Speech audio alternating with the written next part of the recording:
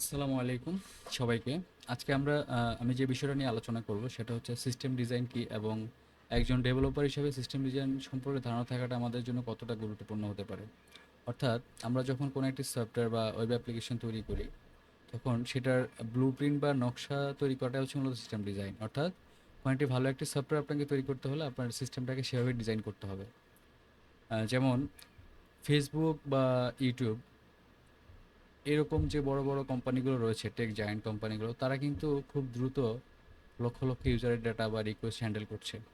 তো আপনি যে সিস্টেম বা যে অ্যাপ্লিকেশনটি তৈরি করেছেন, আপনি যখন ইনিশিয়ালি আপনি ধরেন 100 বা 200 ইউজার যখন থাকে, তখন কিন্তু আপনার অ্যাপ্লিকেশনটি ভালোভাবে রান করে বা ভালো পারফরমেন্স দেয়। কিন্তু যখন ডে বাই ডে যখন আপনার ইউজার বাড়বে বা যখন থাউজেন্ডস অফ পিপল একসময় আপনার অ্যাপসটিতে এন্ট্রি নিবে, অ্যাট এ টাইম হচ্ছে অনেকগুলো লক্ষাধিক হচ্ছে রিকোয়েস্ট আপনার আসবে, তখন কিভাবে আপনার অ্যাপ্লিকেশনটি বিহেভিয়ার করবে বা কীভাবে সেটা আপনি হ্যান্ডেল করবেন, তখন কিন্তু সিস্টেম ডিজাইনের কথাটি মাথায় আসে। সো আমাদেরকে অবশ্যই মানে একজন ডেভেলপার হিসেবে বা আমরা যখন জুনিয়র লেভেল থেকে যখন আমরা মিড লেভেল বা সিনিয়র লেভেলে যাব, তখন অবশ্যই আমাদেরকে সিস্টেম ডিজাইনের বিষয়টি মাথায় রেখে কাজ করতে হবে। অর্থাৎ এ বিষয়ে আমাদের খুবই মানে ধারণা রাখা উচিত। তো সেক্ষেত্রে আমি অনেক খোঁজাখুঁজি করে একটা সোর্স পেয়েছি, রিসোর্স, যেটা হচ্ছে আপনার সিস্টেম ইন্টারভিউ প্রিপারেশনের জন্য, যেটা একজন সফটওয়্যার ইঞ্জিনিয়ার অ্যালেক্স জু, উনি হচ্ছে এটা লিখেছেন, রাইটার। তো আমি এই মুহূর্তে আপনাদেরকে লিঙ্কটি ভিডিওর সাথেও শেয়ার করে দিচ্ছি এবং আপনাদেরকে দেখাচ্ছি আর কি। যেমন আপনি যখন ক্রোমে গিয়ে system design book PDF by Alex Xu লিখলেই কিন্তু চলে আসবে গিটহাব লিঙ্কটা। গিটহাব লিঙ্ক থেকে আপনি চাইলে খুব সহজে আপনার হচ্ছে এই পিডিএফ বইটা আপনারা খুব সহজেই পড়তে পারবেন। আশা করছি পিডিএফ বইটা পড়লে ভালো একটা ধারণা আমরা ইন্টারভিউ লেভেলের জন্য ভালো একটা ধারণা আমরা পাবো।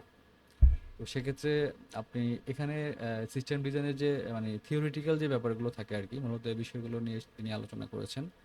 যেমন হচ্ছে এখানে সফটওয়্যার ওয়াইজ টোটাল হচ্ছে 16টি সফটওয়্যার রয়েছে আর কি।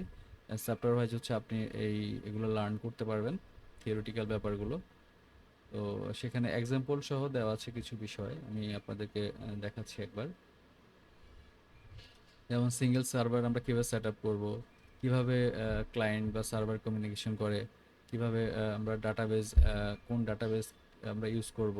তারপর যেহেতু ডাটাবেজ, বিভিন্ন ধরনের ডাটাবেজ রয়েছে, যেমন রিলেশনাল ডাটাবেজ, তারপর নন রিলেশনাল ডাটাবেজ, আমাদের সিস্টেম রিকোয়ারমেন্ট অনুযায়ী মূলত আমরা ডাটাবেজটা নির্ধারণ করতে পারি, বা ক্যাপাবিলিটির অনুযায়ী যে আমরা কোন ডাটাবেসটা ইউজ করতে পারি। এখানে মূলত সব কিছু নিয়ে আলোচনা করা হয়েছে। তারপরে আপনার হচ্ছে দেখতে পাচ্ছেন হুইচ ডাটাবেস টু ইউজ, মানে কোন ডাটাবেসটা আমরা ইউজ করব, এই বিষয়ে ভালো একটি ধারণা দেওয়া হয়েছে। তারপরে আমরা কীভাবে আমাদের অ্যাপ্লিকেশনটা স্কেলিং করতে পারি, যেমন আমরা যখন ডে বাই ডে আমাদের ইউজার সংখ্যা বাড়বে, তখন অবশ্যই আমাদের অ্যাপ্লিকেশনটা স্কেলিং করার প্রয়োজন হতে পারে। অন দ্যাট সিচুয়েশন তখন আমরা কীভাবে এটা স্কেল করতে পারি, এ বিষয় নিয়ে আলোচনা করা হয়েছে। ভার্টিক্যাল স্কেলিং, হরিজেন্টাল স্কেলিং, তারপরে লোড ব্যালেন্সার নিয়েও আলোচনা করা হয়েছে। লোড ব্যালেন্সারটা হচ্ছে বেসিক্যালি ইনকামিং যে রিকোয়েস্টগুলো আসে আর কি, সে ডিস্ট্রিবিউটর হিসেবে কাজ করে আর কি। যেমন বিভিন্ন মেথড রয়েছে লোড ব্যালেন্সারের, মেথডগুলো নিয়েও, যেমন রাউন্ড রবিন একটি মেথড রয়েছে পপুলার। যেমন আপনার সাপোজ আপনার সিস্টেমে আপনার সার্ভার রয়েছে 3টা, সার্ভার 1, সার্ভার 2, সার্ভার 3। তো সেক্ষেত্রে আপনার মানে এর যখন এখন আপনি নর্মালি হচ্ছে হ্যান্ডেল করতে পারছেন, যখন আপনার থাউজেন্ডস অফ পিপল হচ্ছে আপনার সার্ভারে একসাথে এন্ট্রি নেবে, তখন রিকোয়েস্টগুলো কীভাবে আপনি হ্যান্ডেল করবেন। তো সেক্ষেত্রে লোড ব্যালেন্সারটা হচ্ছে খুবই মানে ডিস্ট্রিবিউটর হিসেবে কাজ করে। সে হচ্ছে যেমন রাউন্ড রবিন একটি মেথড রয়েছে। যেমন আপনি সার্ভার 1, সার্ভার 2, সার্ভার 3, প্রথম রিকোয়েস্টটা যাবে সার্ভার 1-এ, তারপর এটা যাবে সার্ভার 2-তে, তারপর এটা যাবে সার্ভার 3-তে, তারপর অ্যাগেইন আবার হচ্ছে সার্ভার 1-এ যাবে, 2-তে যাবে, 3-তে যাবে, এভাবে হচ্ছে রাউন্ডলি হচ্ছে কাজ করে। তারপরে আপনার আরেকটি মেথড রয়েছে যেমন আইপি হ্যাশিং এর মাধ্যমে। যেমন একটা ইউজার যখন সে তার আইপি অ্যাড্রেস দিয়ে যখন হিট করবে, তখন ওই লোড ব্যালেন্সার হচ্ছে সে আইপিটাকে সে মানে হ্যাশ করে রাখে আর কি। দেন ওই ইউজারকে সে পরবর্তী রিকোয়েস্টেও নেক্সট টাইমে সেই ওই সার্ভারেই পাঠাবে। ঠিক আছে? তো এই বিষয়গুলো ডিটেলস আপনারা এখান থেকে জানতে পারবেন ইন্টারভিউ প্রিপারেশনের জন্য, যতটুকু জানার প্রয়োজন। আর বিস্তারিত জানার জন্য অবশ্যই আপনারা বিভিন্ন এখন বর্তমানে ওপেন সোর্স মেথড রয়েছে, এগুলো আপনারা দেখতে পাবেন। তারপর ডাটাবেজ রেপ্লিকেশন কি? ডাটাবেজ রেপ্লিকেশনটা হচ্ছে বেসিক্যালি আমরা যেমন হচ্ছে ডাটাবেজ মাস্টার ডিবি থাকতে পারে, তারপর স্ল্যাব ডিবি থাকতে পারে। অর্থাৎ মাস্টার ডিবি হচ্ছে আমাদের প্রাইমারি ডাটাবেস। প্রাইমারি ডাটাবেসের আমরা যে আরও ক্লোন ডিবি তৈরি করতে পারি প্রোডাকশন লেভেলে। সেক্ষেত্রে আপনি বেসিক্যালি হচ্ছে আপনার রিড অপারেশনগুলো স্ল্যাব ডিবি থেকেই করা হয়। যেটা হচ্ছে আর রাইট যে অপারেশনগুলো, পুট অপারেশনগুলো, ওগুলো বেসিক্যালি হচ্ছে আপনার প্রাইমারি ডিবি থেকে করা হয়। তারপরে হচ্ছে যেখানে দেখতে পারবেন উদাহরণসহ খুব সুন্দরভাবে দেওয়া হয়েছে বইটিতে। তারপরে ক্যাশিং সিস্টেম কি, ক্যাশিং মেকানিজম কি, ক্যাশিং সিস্টেম আমাদের কীভাবে আমাদের সিস্টেমকে আমরা ইমপ্লিমেন্ট করতে পারি, এই বিষয়গুলো নিয়ে আলোচনা করা হয়েছে। ঠিক আছে?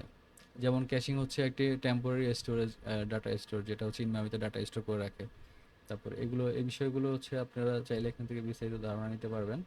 তো আলটিমেটলি মূলত বইটি খুবই ভালো একটি বই।